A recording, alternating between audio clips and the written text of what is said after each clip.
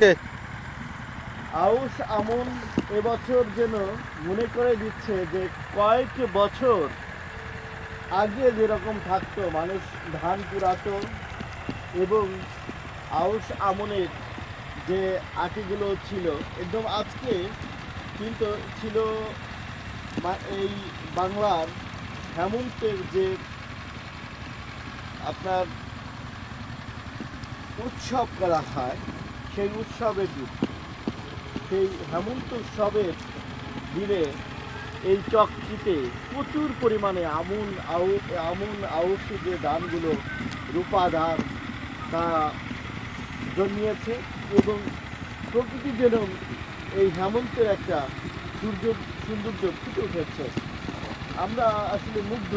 যেমন কৃষকরা তাদের কাজ করছে, বিকালের গধূলির সময়ের যে একটা বৈচিত্র্য তা কিন্তু এখানে রয়েছে। সব কিছু মিলে আমরা বলতে পারি দর্শক যে কৃষক আর কিষানি এদের যে মনোরম পরিবেশ, তবে একটি সমস্যা, খুব কোটি টাকা ধান রয়েছে। কিছু কৃষক অভিযোগ করছে যে এই সময়টায় তারা সঠিক মূল্যে যে সার তা পাচ্ছে না।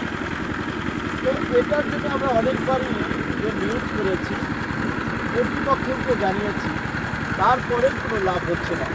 তবে এই কর্তৃপক্ষ নজর দিবে, কৃষকরা ন্যায্য মূল্যে সার পাবে, সেটাই প্রত্যাশা এবং ভালো মতো কৃষিকাজ করবে, আমাদের খাদ্যের যোগান দিবে, সেই প্রত্যাশা রাখছি। ভালো থাকবেন, সুস্থ থাকবেন এই গজনীর সময়।